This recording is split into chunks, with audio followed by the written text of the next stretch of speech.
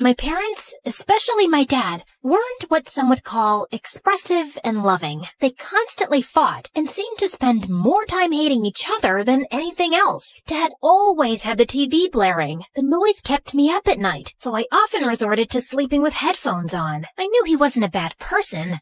He just had some annoying habits and seemed to enjoy annoying Mom. Mom was kind. She did her best to be the best mom. She'd surprise me with toys and candies. My favorite place was our treehouse, which Mom built for me.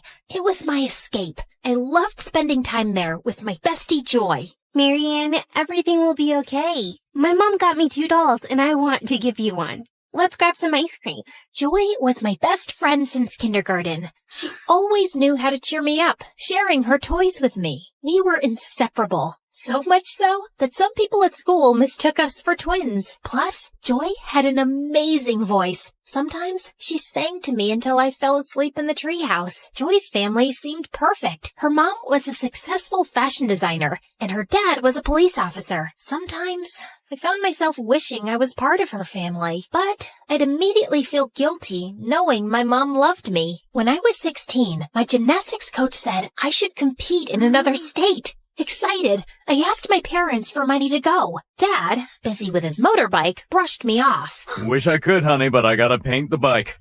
It's my pride and joy. I could tell Mom wanted to help by the way she looked at me, giving me the "I wish I could help you, dear" look. That day, I made up my mind to do something. I grabbed my dad's motorbike keys, thinking I could ride to the competition myself. But since I didn't really know how to drive, I ended up crashing into a fire hydrant. Dad was furious about his damaged bike, but before he could say anything, Mom intervened. "Don't you dare yell at her." Mom then hugged me and handed me some money. "Here, take this money. I've been saving it for quite a while now. I love you, babe." I hugged Mom tightly. I participated in the gymnastics competition and took second place. On the way back, my coach had some really bad news. "Your mom got into an accident while buying ingredients for your favorite apple pie. She's in the hospital now, in a coma." I couldn't say a word. I just stayed quiet all the way home. When I got back, Dad hugged me and told me not to worry, saying Mom would be okay. Later at dinner, I asked Dad something tough. "Dad, can I stay with Joy's family for a bit? It's not that I don't like being with you, but I feel happier there. They really care about me." Sure, if that makes you happy. I'll talk to Joy's parents. And Joy's family was really welcoming. Joy's mom used to say, "We're glad to have you, dear.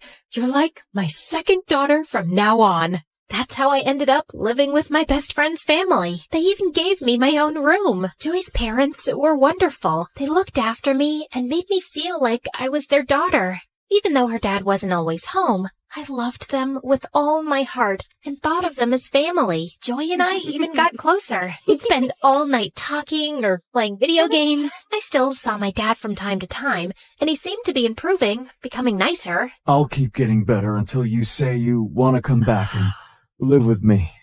Well, that might take some time, but yeah, keep your hopes up. I smiled and gave him a hug. One day, as I was walking around the house, I found a room full of beautiful clothes. Curious, I started trying them on. Joy's mom walked in on me. "You look beautiful. I've always hoped to share my wardrobe with a daughter." Just then, Joy walked in, and her mom invited her to join. "Joy, darling, come try on some clothes too." I don't want to. Soon, I got really close to Joy's mom. We hung out a lot, and I even helped her out at photo shoots, sometimes modeling for her. One day, I was shocked to see my picture on the cover of a big magazine. I wish Joy liked fashion like you do. Thank you for always being here for me. I smiled and thanked her for making me feel like part of her family. But something was off with Joy. She started keeping to herself, staying in her room, and didn't want to hang out or do anything with me. When I tried talking to her, she just said, "I want to be left alone." I was really worried about Joy's sudden change and couldn't figure out what I did wrong. I kept trying to fix things, even apologizing, but nothing worked. She sometimes even yelled at me. I had to give her space, even though it hurt a lot. One evening at dinner, Joy's mom shared some exciting news. "Marianne, your teacher called. Your college aptitude test scores were amazing. I'm so proud of you." Turning to Joy, her mom asked, "And how did yours go, honey?" Oh, I didn't bother with it. I'm going to be a singer, so I don't need it. Maybe one of your famous friends could help produce my album? I won't do that. I want more for you. You're going to college, and later you can decide what you want. What? You can't make those decisions for me. I'm going to be a singer, and that's that. As your mom, yes, I can guide you. You can't tell me anything. Joy, stop. Your mom's just trying to help. You shut up. My life was better before you showed up. Go back to your miserable family and leave us alone. I hate you both. Angry, Joy knocked all the family pictures off the shelf. After that, her behavior got worse. She began skipping school and got mad whenever someone tried to talk about what she was doing. Joy's behavior toward me got worse, turning her into what felt like a real-life villain. She constantly tried to make trouble for me, and even though her mom always ended up forgiving me, it just made Joy angrier. For example, Joy switched her unfinished homework with mine, confusing my teacher. Luckily, the teacher sorted it out. Joy made a fake social media account with my name, posting embarrassing stuff. It took a while, but I showed it wasn't me and shut it down. Joy hid a library book I borrowed, causing me to get late fees. Her mom found it later and figured out Joy's trick. Joy messed with my bike's brakes. I felt something was wrong before I rode it and stopped myself from getting hurt. This escalated one afternoon when Joy's mom was away on a business trip and her dad was away at work. Joy decided to do something drastic. She turned the backyard into a makeshift movie theater. I'm not sure showing a movie here is a good idea. Well, it's better than having you around all the time. The backyard quickly filled with people, the projector buzzing to life. I stayed inside, trying to avoid the chaos, and was flipping through a magazine when suddenly someone stumbled into my room. Oops, my bad. I was looking for the kitchen. Hey, is that a magazine about vintage cars? My dad collects them, and I've read a bunch about them. Is that the issue with the 60s muscle cars? Yes, it is. His name was Brian. We discovered we shared a lot of interests and spent the evening chatting in the kitchen. Just as we were really connecting, the screen outside fell over with a crash. Suddenly, Joy and her mom came in. Look, Mom, I knew it. Marianne set up this whole movie thing just to hang out with her boyfriend. Boyfriend? That's not true. Why would I organize this party? Joy, you're my only friend here. Then explain him being in your room. This must be your party. Enough, Joy. I don't think Marianne would do this. But young man, it's time for you to go home, please. Joy looked so angry and stormed off. She stopped talking to me and just ignored my existence. I kept talking to Brian. Having him in my life was great. He was nice-looking and well-mannered. His family had money, and he shared his dream of becoming a doctor with me. A few days later, Joy's mom called me into the living room, where I found my dad sitting.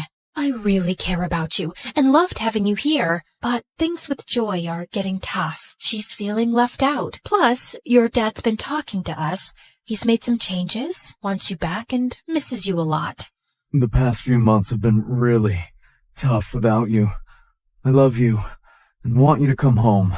I didn't say much. When I feel a lot, I find it hard to speak, but I managed to say, I'll pack my things. I moved back with Dad, and honestly, things weren't bad. He had really improved, and hanging out with him wasn't bad at all. But I ended up blocking Brian. I didn't have a strong reason to cut him off. I felt like I didn't deserve him and just needed a fresh start. A few months after finishing high school, I couldn't go to college right away. Dad didn't have the money because we had big hospital bills for Mom. So I started working as a pizza delivery person. It was tough, but I never thought about quitting. I worked really hard and finally got into college. I planned to study economics and maybe even start my own business someday. While studying, I took any job I could get. Eventually, I managed to rent a tiny apartment with a view of the city dump. It wasn't much, but it was mine. I could finally study and rest there. Dad even helped me buy a used car for my delivery job. Things were starting to get better. I kept working hard, aiming for success. I often thought about Joy and her parents, and my mom too. I missed them a lot. With exams coming up, I studied all night and worked all day. I felt unstoppable, like nothing could slow me down. But one day, while out on a delivery, I suddenly felt very dizzy, and the next thing I knew, I crashed into a tree. I was rushed to the hospital. Everything hurt, but what pained me the most was my thoughts. Why couldn't things just go right for once? I hugged my pillow and bursted into tears. Then a young doctor came in, and I was shocked. Brian, is that really you? He recognized me too. I always thought I'd run into the girl who broke my heart again.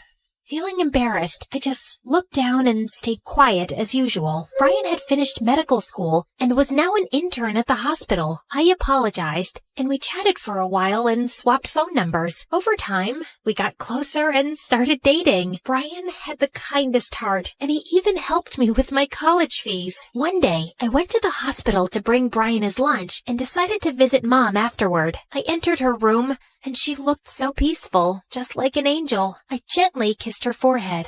Mom, I have to tell you something. I tried to replace you. I was so angry when I felt you gave up on me, so I gave up on you. I was angry at Dad too, even though the poor man was struggling without you. I used to be mad at Joy, but as I got older, I understood her and we made up. I'm friends with her mom now too. I love them, but no love can match yours. Guess what? I found out this morning I'm pregnant. I'm going to surprise Brian tonight on our date. I think he's going to propose, and I'll say yes. Mom, I'm happy, but my happiness isn't complete without you. Tears overwhelmed me, and I laid my head on her hands when suddenly I felt her hands move. Overjoyed, I ran to the doctor like a little kid, shouting, "My mommy is awake! My mommy is awake!"